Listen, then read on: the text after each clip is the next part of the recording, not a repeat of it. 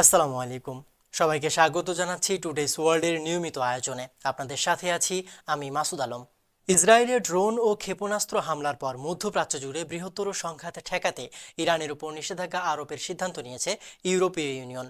স্থানীয় সময় বুধবার ব্রাসেলসে ইইউভুক্ত ২৭ দেশের নেতাদের প্রথম বৈঠকে এমন সিদ্ধান্ত নেওয়া হয়েছে।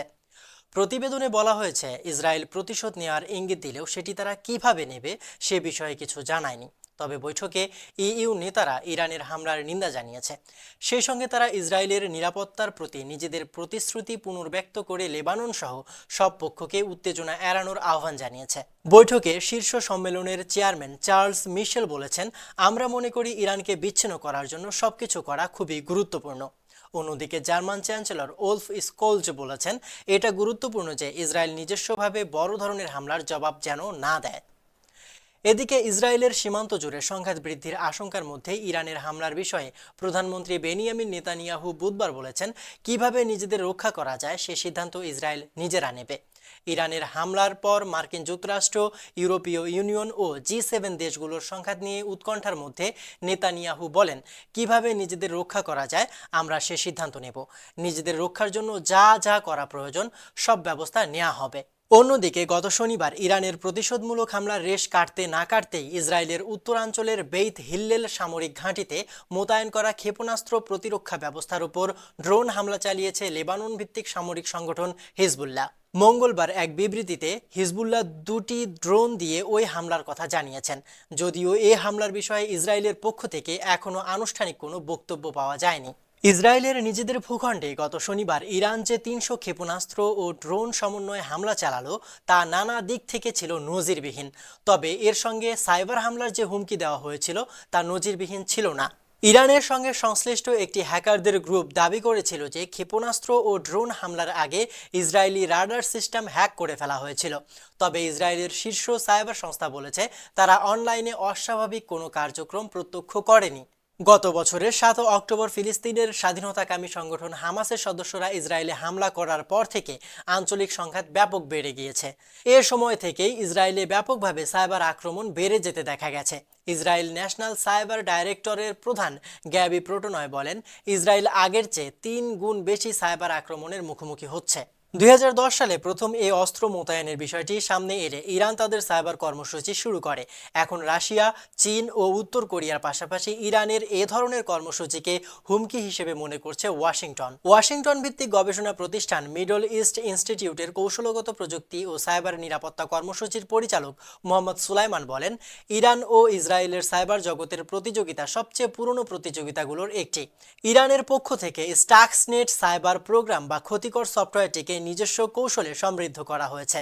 যুক্তরাষ্ট্র ও পশ্চিমা মিত্রদের সহযোগিতায় সাইবার দুনিয়ায় অনেকটাই এগিয়ে রয়েছে ইসরায়েল। দেশটির জাতীয় সাইবার নিরাপত্তা সংস্থার পাশাপাশি ইসরায়েলের প্রতিরক্ষা বাহিনীর কাছে ইউনিট 2800 নামে গোয়েন্দা তথ্য জোগাড় করার পৃথক বিভাগ রয়েছে।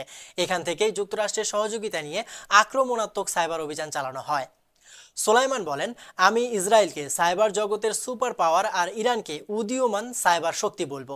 এতদিন ধরে ইরান ইসরায়েলের কাছ থেকে অনেক কিছু শিখে নিতে সক্ষম হয়েছে। এদিকে ভারতের 7 পর্যায়ের লোকসভা নির্বাচন শুরু হচ্ছে আগামীকাল শুক্রবার। ভারতের রাজ্য ও কেন্দ্রশাসিত অঞ্চলে 102টি লোকসভা আসনে এদিন ভোট হবে। পশ্চিমবঙ্গ সহ পূর্ব ভারতের প্রায় সবকটি রাজ্যে এই পর্যায়ে ভোট হচ্ছে। পশ্চিমবঙ্গে প্রতিটি পর্যায়ে ভোট হবে। প্রথম পর্যায়ে আগামীকাল রাজ্যের উত্তর অঞ্চলের 3 আসনে কোচবিহার, জলপাইগুড়ি ও আলিপুরদুয়ারে নির্বাচন হবে। সব আসনের ফলাফল সারা ভারতের সঙ্গে ঘোষণা করা হবে আগামী 4 জুন। দক্ষিণ ভারতের তামিলনাড়ুর 39টি আসনের সবকটিতে ভোট হয়ে যাচ্ছে প্রথম দফায়।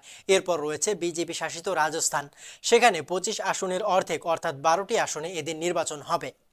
উত্তরপ্রদেশের 80টি আসনের মধ্যে ভোট হবে 8টিতে এবং পূর্ব ভারতের প্রায় প্রতিটি রাজ্যেই। পূর্ব ভারতের অঞ্চলগুলোর মধ্যে রয়েছে অরুণাচল প্রদেশ, আসাম, মেঘালয়, মিজোরাম, নাগাল্যান্ড, সিকিম, ত্রিপুরা ও পশ্চিমবঙ্গ। এছাড়া উত্তর পূর্ব ভারতের সংঘাত বিধ্বস্ত মণিপুরের 2টি আসনেই ভোট হবে আগামীকাল। 1.5 বছর ধরে মণিপুরে সংঘর্ষ চলার পরও ওই রাজ্যে যাননি প্রধানমন্ত্রী নরেন্দ্র মোদী। তিনি সেখানে ভোটের প্রচারেও যাননি। ওই রাজ্যের একাধিক গোষ্ঠী ও সংগঠন ভোট বর্জনের ডাক দিয়েছে। আসামের 5 আসন ডিব্রুগড়, জোরহাট, কাজিরাঙ্গা, লখিমপুর ও শানিতপুরে ভোট হবে আগামীকাল। ভারতের অন্যান্য প্রান্তের তুলনায় আসামে বিজেপি বেশ শক্ত অবস্থানে রয়েছে। এছাড়া পূর্ব ভারতের বিহারের 4টি আসন, ছত্তিশগড়ের মাওবাদী অধ্যুষিত অঞ্চলের বস্তার আসন, সংলগ্ন মহারাষ্ট্রের আরও অন্তত 2টি মাওবাদী অধ্যুষিত অঞ্চল চন্দ্রপুর ও গড়চিরোলি ছাড়া মহারাষ্ট্রেরই ভান্ডারা, রামটেক ও নাগপুরে ভোট হবে আগামীকাল। আলিপুরদুয়ার আসনে বিজেপির প্রার্থী মনোজ টিগ্গা, তাকে প্রার্থী করা নিয়ে বিজেপির ভিতরে তীব্র মতবিরোধ ছিল এবং প্রকাশ্যে এর বিরোধিতা করেছিলেন আগের নির্বাচনের জয়ী প্রার্থী জন বার্লা। কিন্তু শেষ পর্যন্ত একটা মিটমাট করে নির্বাচনে লড়ছেন মনোজ। মনে করা হচ্ছে যে তৃণমূল কংগ্রেসের প্রার্থী এবং রাজ্যসভার তৃণমূলের এমপি প্রকাশ চিক বড়াইক এখানে খুব একটা সুবিধা করতে পারবেন না। বামফ্রন্টের প্রার্থী হয়েছেন রেভলিউশনারি সোশ্যালিস্ট পার্টির নেত্রী মিলি ওরাও। তার জেতার সম্ভাবনা নেই বললেই চলে। জলপাইগুড়িতে বিজেপি আগেরবার জয়ী জয়ন্ত রায়কে প্রার্থী করেছে, তবে এখানে তৃণমূল কংগ্রেস নেতা নির্মল চন্দ্র রায় বেশি শক্তিশালী বলে ধারণা করা হচ্ছে।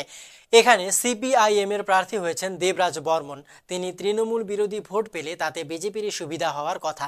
জম্মু কাশ্মীরে 5 আসনে ভোট হচ্ছে 5টি পর্যায়ে, যার মধ্যে উধমপুরে ভোট হবে আগামীকাল। প্রিয় দর্শক, আজকের মতো এখানে শেষ করছি। সবাই ভালো থাকুন, সুস্থ থাকুন আর দেখতে থাকুন টুডেস ওয়ার্ল্ড। নিয়মিত আপডেট পেতে আমাদের চ্যানেলটি সাবস্ক্রাইব করুন।